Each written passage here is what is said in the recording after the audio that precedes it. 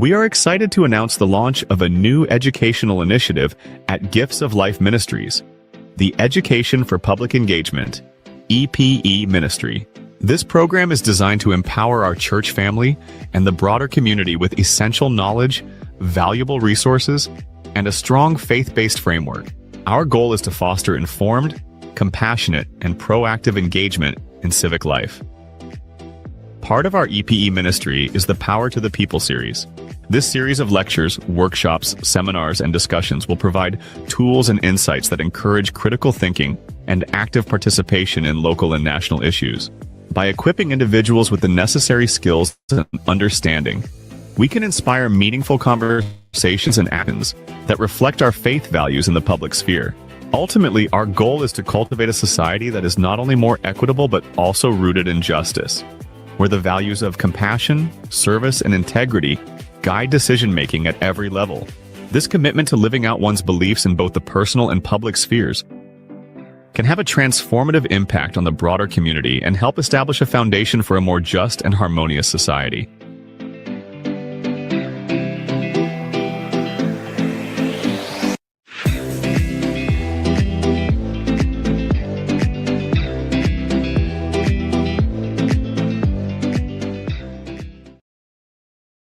Here, Ali Beth Stuckey on NPR. We are talking about toxic empathy, her fantastic new book. This form of empathy, feeling what someone feels to the point of being blind to reality, is really tripping a lot of Christians up, and it's making us perpetuate false narratives that really harm people. That's what I'm trying to do, to show you how this looks in the real world. Any empathy that leads you to affirm sin, to tell a lie, or to support a policy that is destructive, especially one that is against the created order, is no longer empathy, it's toxic empathy.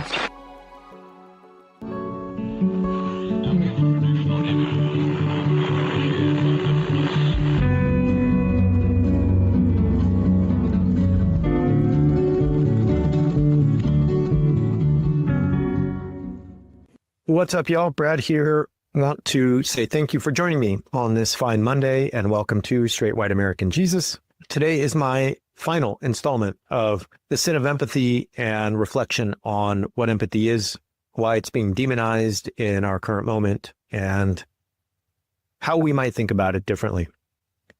Want to say that coming this week, we have not only It's in the Code and the Weekly Roundup, but on Thursday, we are debuting Red State Religions, a new series by Dr.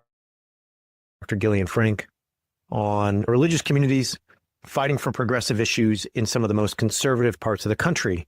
Folks who are fighting for marriage equality, gender affirming care, voting rights, and reproductive rights, all in places like Mississippi, Kentucky, and Oklahoma. Check that out. And it tells a different story about American religion and the ways religious people are fighting for justice.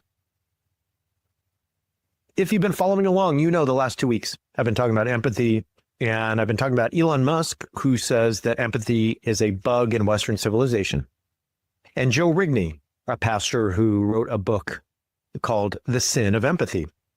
I've been going through Rigney's book and dissecting it theologically and philosophically, psychologically, and so on.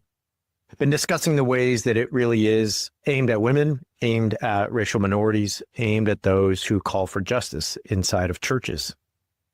I want to talk today about a kind of different question. Why would you not want people to be empathetic? What does that do? And then secondly, what are the results of us turning off our empathy switch? If we don't use the muscle of empathy, if it atrophies in our individual and collective lives, what is the kind of result that we are going to get from that exercise or lack of exercise? And that's what I really want to get into today. I want to get into that by talking about the ways that people who are Christian nationalists and fundamentalists think about this. And then I also want to talk about it in connection to white nationalists and totalitarian regimes. So let's try to connect some dots. You ready? There's another book about empathy from a Christian perspective that vilifies it. That's not just Joe Rigney. He is not alone. The book is called Toxic Empathy, and it's by Ali Beth Stuckey, and it was a New York Times bestseller. And so Joe Rigney has been mainstreamed. He's appeared on Al Mohler's podcast. He's definitely getting a lot of play. But Ali Beth Stuckey also, this book, it made a lot of waves, and especially for women, was a kind of really important book. Ali is a woman and talks about the ways that empathy, she thinks, is actually a bad thing. But my argument is that the media, progressive activists, will use someone's natural inclination towards empathy, meaning I put myself in someone else's shoes and I feel what they feel. I see what they see, to convince the person that the only compassionate and righteous position on a particular subject is the progressive one. So I can give an example of what that looks like, just so people understand what this means concretely. We go through in the book 5 subjects in which I see this used most prominently. That is abortion, that's gender, so-called gender identity, that is sexuality in the definition of marriage, that's immigration, and that's what's typically referred to as social justice. I want to focus some brief reflection on a post she made in late 2024 on X, formerly known as Twitter. She says this is what toxic empathy gets us. Sex change surgeries for violent criminals. It urges us to feel the feelings of a particular, quote, victim while ignoring those on the other side of the moral equation. Empathy for the desperate pregnant woman at the expense of her unborn child. Empathy for the gender-confused man at the expense of women and girls. Empathy for the LGBTQ person at the expense of children. Empathy for the illegal alien at the expense of citizens. Empathy for the criminal at the expense of the innocent. I'm going to come back to this really messed up set of beatitudes in a minute. But as I proceed today, I want you to link a couple of things. I want you to link the idea that if you turn off empathy, you're able to dehumanize. If you get people to turn off their empathy sensors, you're able to get them to think in black and white. And if you can do that, you can justify the mistreatment of entire groups of people who are searching for a different way of life or a different mode of existing in the world that doesn't fit certain normative structures. You can get yourself, you can get a group, you can get the herd, you can get the masses to see people as less than human. That is what empathy does. And if you can do that, you can get to a place where cruelty, exclusion, violence is not bad, but justified. Now, that is connected, and here's one more step, to a disdain for critical thinking and the humanities. And that may feel like it's coming out of left field, but I'll try to explain in a second. Let's go back to Ali Beth Stuckey. She gives us this really messed up set of beatitudes. And they're based on like really weird, unfounded dichotomies. Empathy for the gender-confused man at the expense of women and girls. Now, let's just take the premise of this statement. The premise is that if you are empathetic toward a man who is assigned the male sex at birth, who is expected to be a man who performs the gender in the traditional ways and the expected ways, if you have empathy for that person who's experiencing gender dysphoria, who says, I was assigned the male sex at birth, I'm expected to be a man, but I don't think that aligns with my experience. If you empathize with them,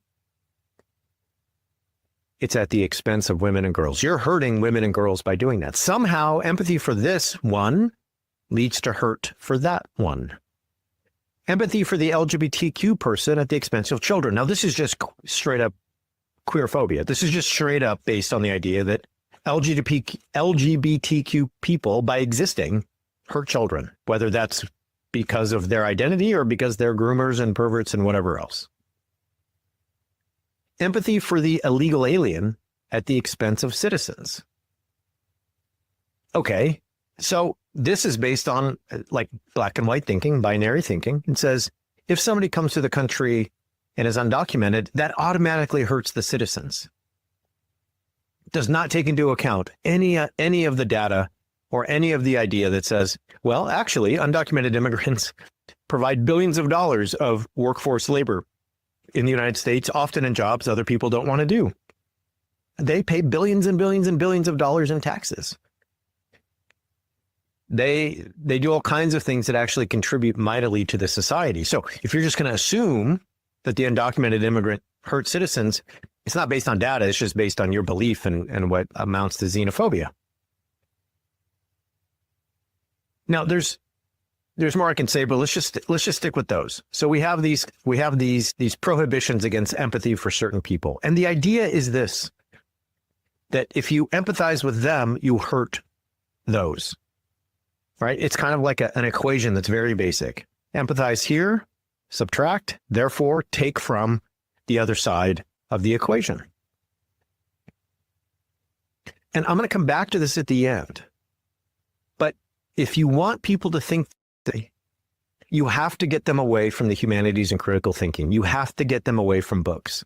You have to get them away from disciplines like philosophy and English and all the other ways that we exercise the ability to handle complexity and to see various points of view at once, to balance the stakeholders, to balance the registers of power in any community or society or relationship, to think through the best ways to move forward in light of those things. You have to get people to accept it's one or the other. It's this or that. Okay, so that's number one. But number two, I think you have to say from the very beginning, and I think this is where Ali Beth Stuckey is coming from, along with Joe Rigney. Make every holiday party shine with Whole Foods Market. Hosting, stock up on their Wallet Happy 365 brand with appetizers like walnut honey shrimp and breaded calamari. Plus, save now on crowd-pleasing bone-in spiral cut ham with no antibiotics ever. For dessert, check out limited-time treats like their holiday rum cake. Yum!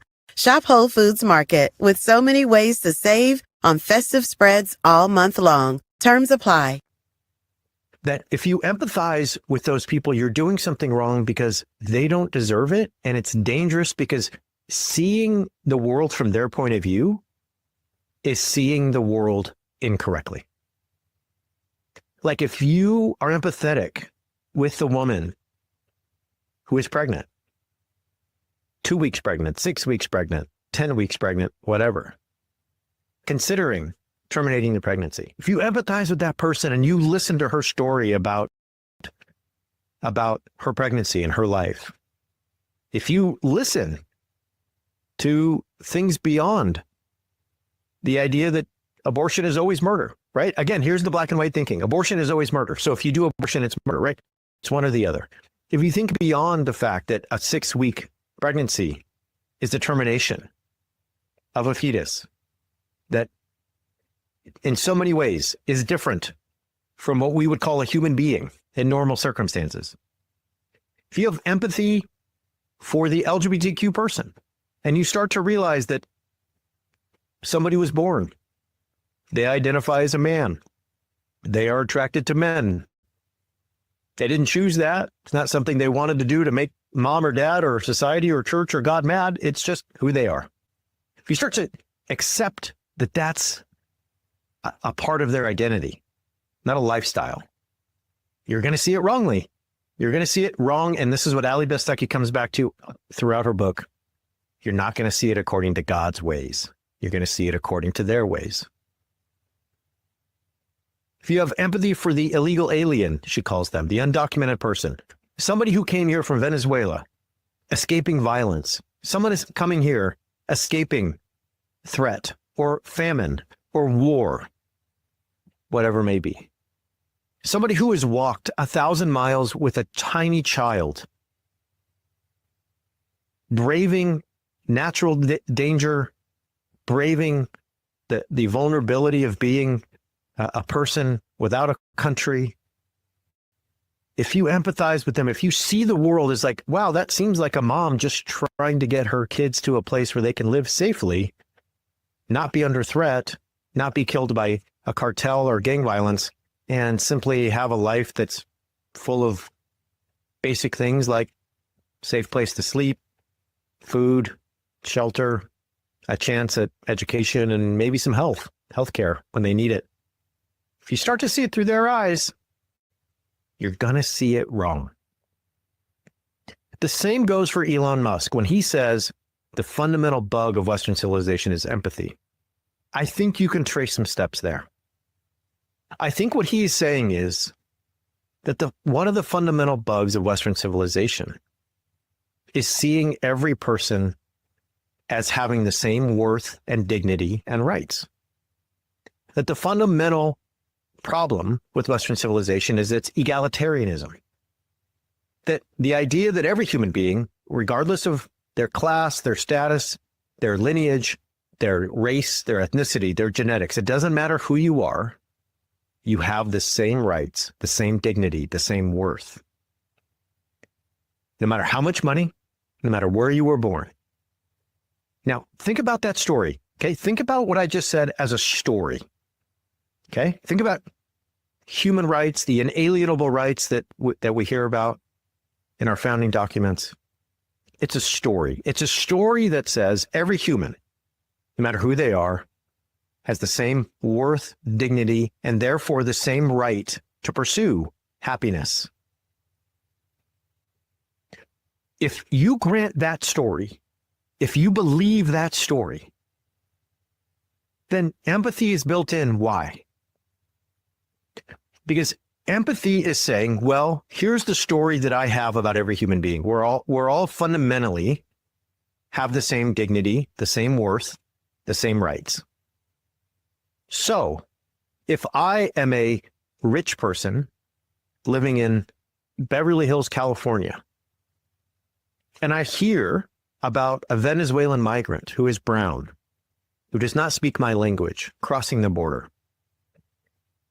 there's a chance that according to the story I just rehearsed, that the exercise of empathy would be an exercise that says, well, all human beings, regardless of status, economics, ethnicity, race, gender, they all have the same rights and dignity.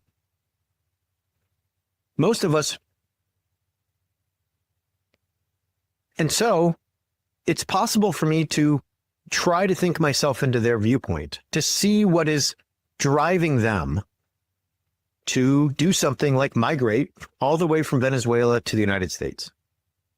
It's possible for me to try to do an exercise where I would consider their motivation, the pressure points that would put them on a journey of 1,000 miles in order to live in a place they've never been, with no resources and no real chances to be, thriving and accepted in a very automatic, short-term manner.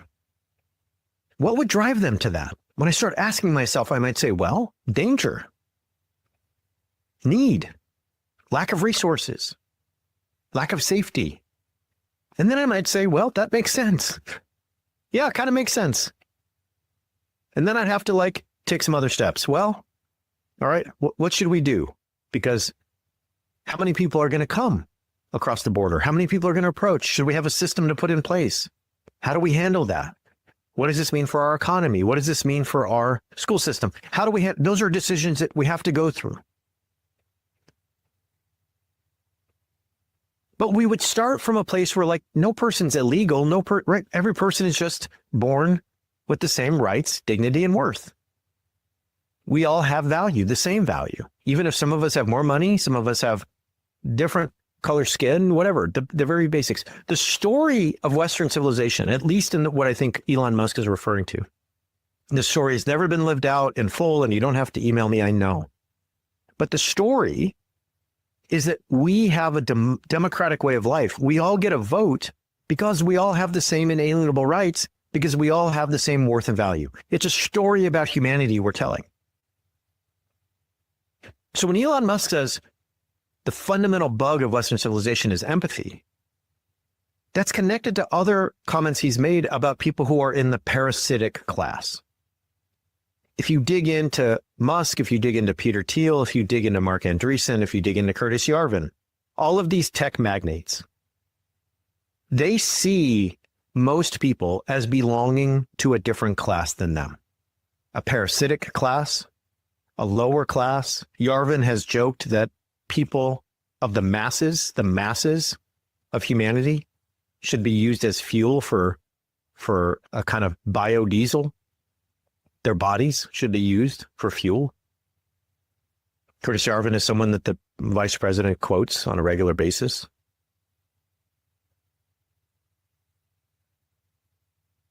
Those folks do not buy, they do not adopt the story that we all have the same rights, value, dignity, and worth. They don't believe that. And therefore, they don't believe in empathy.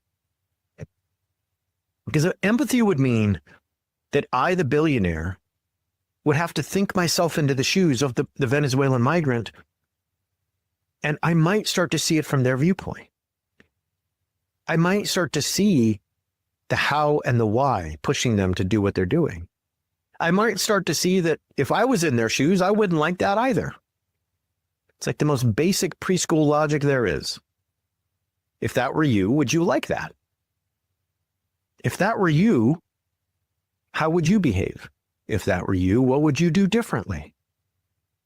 Empathy is the practice of thinking yourself into the place of, how would I feel if this were me? This is a point where the Christian nationalists like Stuckey and Rigney and the technocrats like Musk and Thiel and Yarvin overlap. Because both of them want you to think that the story that every human has the same dignity, worth, and rights is not correct. Now, let's go back to the Christian nationalists. And you're like, Brad, they don't think that. Oh, they think everyone was created by God. Like, come on. Of course they think that we all have the same worth. Like, we're all God's children, right? I mean, that doesn't make sense theologically. Come on, Mr. Theologian. Like, I thought you were going to, make sense of this. But this does make sense if you think about the doctrine of original sin. The doctrine of original sin says that every human being is fallen. Every human being is sinful. If you talk to certain Christians, they will say that as soon as a baby's born, they are condemned to hell.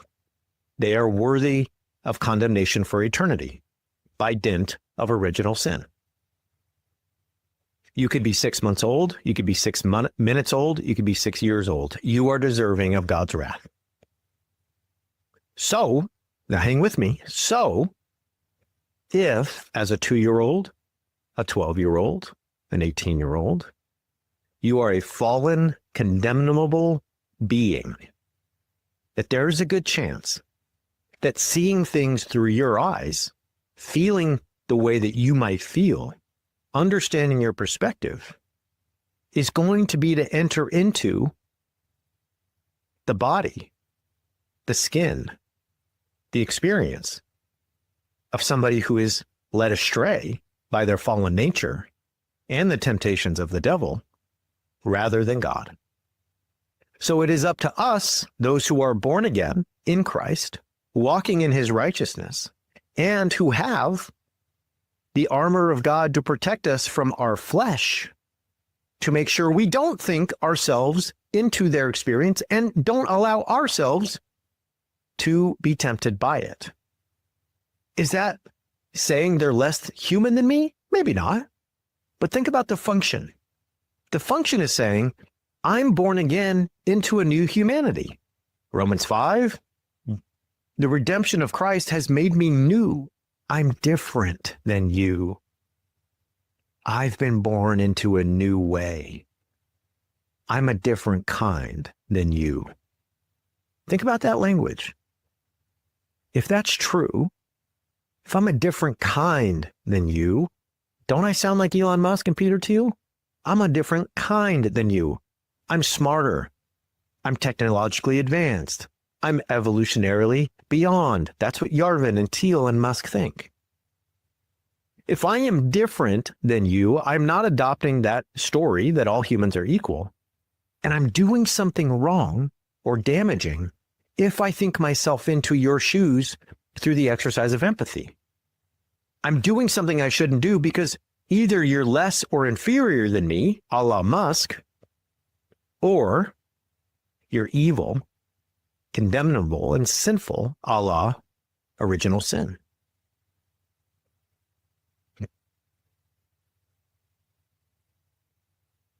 Now, what does that do? Well, what it does is it changes the story that we're telling about certain people. Ali Beth Stuckey says in her messed up Beatitudes that if you have empathy for the undocumented immigrant, then you don't take into account the citizen. If you have empathy for the LGBTQ person, you don't take into account children. If you have empathy for the trans woman who is assigned male sex at birth, you don't have empathy for women and girls. What you're saying is that those people are different. They're evil. They're less than. And if you have empathy for them, you're doing something wrong. So what's the next step? Well, the next step is dehumanization. And I think most of you listening have probably heard someone at some point say that a lack of empathy leads to dehumanization. There's a quote that goes around often that is attributed to Hannah Arendt that about a civilization that lacks empathy leading to barbarism. And I haven't been able to find that quote in Hannah Arendt. I'm sure some of you are Hannah Arendt scholars. And if it is in her corpus, please email me. I feel like I can't find it. It's everywhere. If you Google it, you'll find it in about 1,000 places, whether on Substacks or blogs or Instagram posts or whatever, but I can't find it actually in her book. So I don't have the reference. But the idea that you get barbarism as a lack of empathy, I think it holds, and I think it goes like this. If I think certain people are in a parasitic class, well, if something bad happens to them, who cares? If I think that the LGBTQ person is acting on their sinful, fallen flesh and the temptations of the devil, and in fact, they're an agent of spiritual warfare who's working on behalf of demonic forces that are actively trying to hurt or counter the people of God, then something bad happening to them might be good. If you teach people that they shouldn't have empathy for others because certain others are other, you're giving a license for violence, for exclusion, for picking them up off the street and deporting them, and saying we should all rejoice about that. We should feel good about it. We should be thankful for it. One of the things that I have learned from Hannah Arendt is about the banality of evil. And if you read that book, and I've talked about it on this podcast in years past, she's covering, well, a couple of things. She's talking about the ways that evil is oftentimes routinized. And that evil is so much less about extraordinary supervillains who are able to reign over the earth and cause irrevocable damage, which does happen. And, don't get me wrong, there are exceedingly evil people in the history of the United States and the human race, the human species, whatever. But evil is often about the everyday actions we have that turn a blind eye to the humanity of others. That evil is going along procedurally and bureaucratically and according to process with the dehumanization of other people. That evil is in essence saying, well, I can't put myself in their place and I won't. I'm just going to stay in the system, do my job, keep going about what's required of me, even if my job includes organizing death camps or assigning numbers and organizational identifiers to people headed to death camps. Well, I'm just doing my job. Okay. Have you stopped to think about the people affected by your job? Nope, I haven't, and I'm not going to. I'm not going to think myself into their shoes. I'm not going to empathize with them. And I can do that if I'm convinced, as in Nazi Germany, that the Jews and those with disabilities and those who are homosexual and so on were less than human. And I can do that. If you want to listen to the rest of this episode, you'll have to subscribe. You can find all the info in the show notes or go to Axis Mundi, AXIS Mundi, MUNDI.US, axismundi.us. It costs $5.99 a month, less than that latte you bought on the way to work today. And guess what?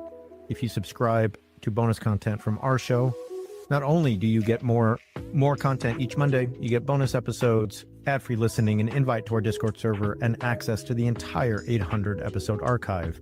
But wait, there's more. You'll also get access to Andrew Seidel's One Nation Indivisible bonus content every Tuesday. If you're a fan of this show, I know you'll be a fan of Andrew's, and you'll want to get access to the entirety of his work. Sign up now at axismundi.us. It's the best decision you'll make today. Thanks for listening. Thanks for your support. We'll be back Wednesday with It's in the Code. We'll be back Friday with the weekly roundup. If you haven't already, go subscribe to One Nation Indivisible with Andrew Seidel. That is out now. Until next time, thanks for being here. Have a good At the heart of Gifts of Life, Ministries is a simple but profound belief that everyone deserves the chance to live with dignity, hope, and faith. Guided by the pastoral leadership of Reverend Dr. Andre E. Johnson, our ministry has been a source of healing, empowerment, and transformation for individuals and communities too often overlooked and left behind. Through preaching, teaching, outreach, and advocacy, Reverend Johnson and this ministry work tirelessly to create what they call an urban oasis. Whether it is providing spiritual care, feeding the hungry, mentoring the next generation, or standing for justice, every effort is rooted to love God ourselves. But we cannot do this work alone. The truth is, our vision outpaces our resources. Ministries that change lives require faithful partners like you who believe in this mission and are willing to sow into it. This is where you come in. Your financial support will allow Gifts of Life Ministries to expand community outreach to families in need, support transformative preaching, teaching, and scholarship from Pastor Johnson, provide resources that nurture faith, education, and empowerment, sustain the daily operations that make ongoing ministry possible. Every gift, large or small, is a seed of hope. When you give, you are not only supporting a ministry, you are investing in changed lives, renewed communities, and a future filled with possibility. We invite you prayerfully to consider contributing today. Together, we can continue the vital work of proclaiming life, love, and liberation in places where it's needed most. Thank you for your generosity, your prayers, and your belief in this sacred calling.